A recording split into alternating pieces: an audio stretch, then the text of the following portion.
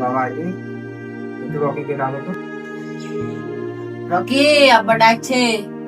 বাবা আমার তো 40 বিঘা জমি আর তোরা দুটো ভাই। ঠিকই বলেছিস, আমাদের দুই ভাইয়ের 20 বিঘা জমি ভাগ করে দিবা। দাঁড়া, আব্বার পিছনে শিখতে দিছে। বাবা আশিক, এটা ভাগের বিষয় না, এটা অন্য বিষয়ে কথা বলছিলাম। ঠিক আছে আব্বা, বিষয়টা কি তাহলে বলো। আমার বিষয় সেটা না, আমার দেখভাল কে করবে? আমারও 40 বিঘা জমি। না আপা, তোমার দেখবো আমি দেবো, না তুমি দিতে দাও, আমি দেবো। দাঁড়া, আব্বাকে কথাটা বলতে দে। আব্বা তো বললো, আব্বা যেটা আসলে দেবো 40 বিঘা জমি তার, আমি আব্বা তা আসলে দেবো তাই 40 বিঘা জমি আমার। আরে বাবা, বিষয় সেটা না, আমার যে দেখভাল করব, জমি জায়গা এই বাড়ি কিছুই পাবো না। আব্বা তুমি যারা ভেবে বলছো না না ভেবে বলছো? বাবা আজিজ আর বাবা রকি, তোমাদের দুজনেকে বলছি, তার কে জমি নেবে আর আমার দেখভালের দায়িত্ব কে নেবে সেটা বলো। আব্বা, আমার জমি জায়গা লাগবে, শুধু তোমার সেবা করার সুযোগটা দিও।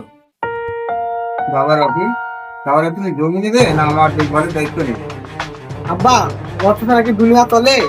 আমার জমি জায়গা লাগবে। বাবা আজিজ, তুই কি আমার দায়িত্ব তাহলে পুরোপুরি ভালো নিচ্ছিস? হ্যাঁ আব্বা। দেখ বাবা, এমনকি বাড়িতে থাকা হবে না আমার দায়িত্ব নেবে। আব্বা, আমার কিছু লাগবে না, তুমি আমার পাখি দিলেই হবে। বাবা রকি, জমি জায়গা এই বাড়ি ঘর ওর থাকলো বাবা, আমরা চলে যাচ্ছি।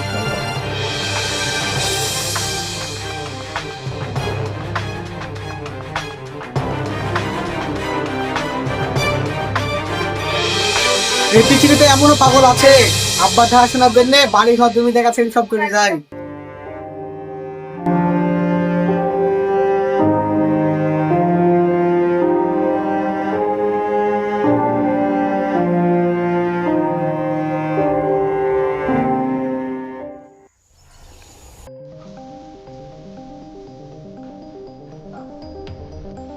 আব্বা, আমাদের তো এখানে 5 বছর আসা হয়ে গেল, তোমার দেখভালের দায়িত্ব নিয়েছিলাম, কিন্তু কিন্তু কেন বাবা, তুমি তো দায়িত্ব পালন করছো। তোমাকে 5 দিন আমি ঠিক মতন খেতে দিতে পারলাম না। কে বলেছে বাবা? আমি অনেক সুখে আছি।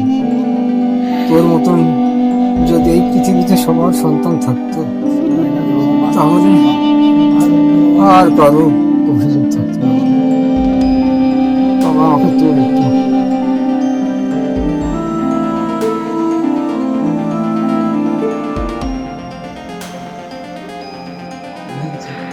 আশিক, কি ভাবছি বাবা? কিছু না বাবা। আব্বা, তুমি তাহলে এখানে বিশ্রাম করো, আমি রান্নার ব্যবস্থাটা করবো। বাবা, রান্নার চাল টাল কি আছে? হ্যাঁ বাবা। আব্বা, তুমি তো এখানে বিশ্রাম করো, আমি রান্নার ব্যবস্থা করবো। ঠিক আছে বাবা।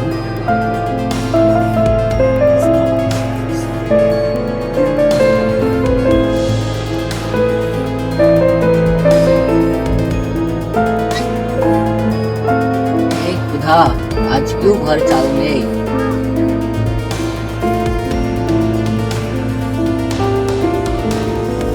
আব্বা, বাজার থেকে ঘুরে আসি। বাবা আশিক, তোকে একটা কথা বলবো বলতে বলতে পারছি না। কি কথা বাবা?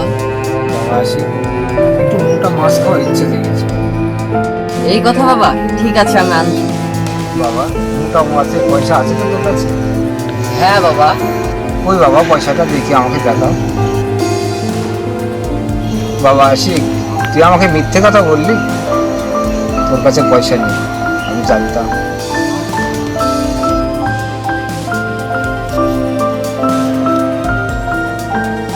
বাবা, এই টাকাটা রেখেছিলাম আমার কাপড়ের জন্য, এইটা দিয়ে মাছ তোমার এই কাপড় টাকা নিতে পারবো না আব্বা। নিয়ে বাবা, রুজির মালে কাটবো।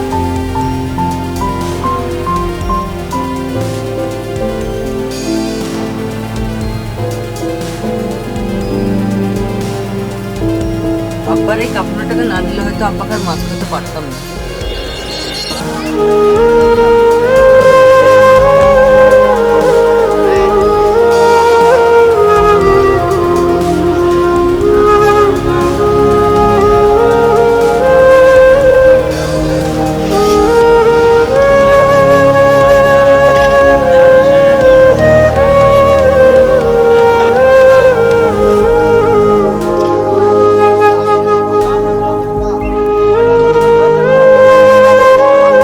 মাছটাই নিব।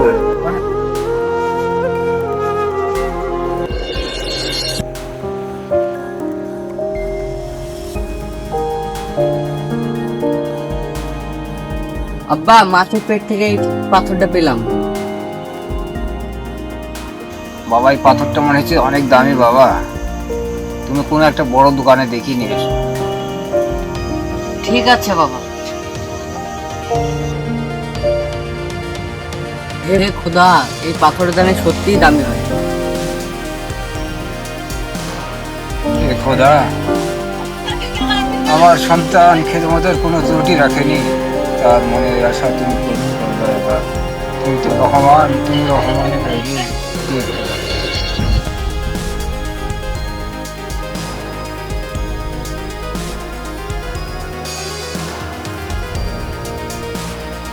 আব্বা, এই পাথরটা অনেক দামি ছিল, বহুত টাকা পেয়েছি। এত টাকা বাবা? আব্বা, এ তো কি, এখনো কয়েক বস্তা টাকা পাওয়া যাবে। আবার কাজ কর, গরিব থেকে কিছু টাকা বিতরণ করিতে, এ তো খোদার দান। ঠিক আছে আব্বা।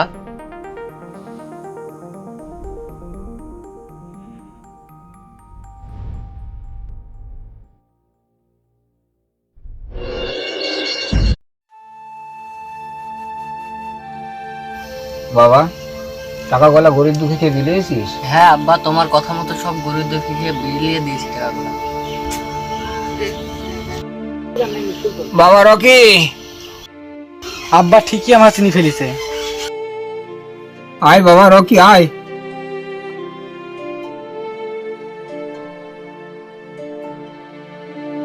এ কি হাল করেছিস বাবা? আব্বা, আমার সব শেষ আব্বা,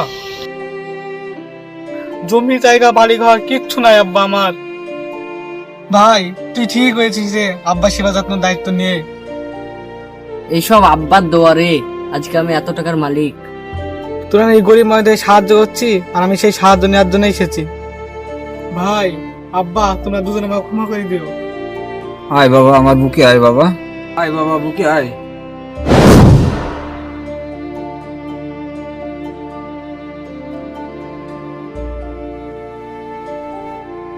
কিছু কিছু বাস্তব ঘটনা, বেশি অংশ জায়গায় এগুলোই হয়।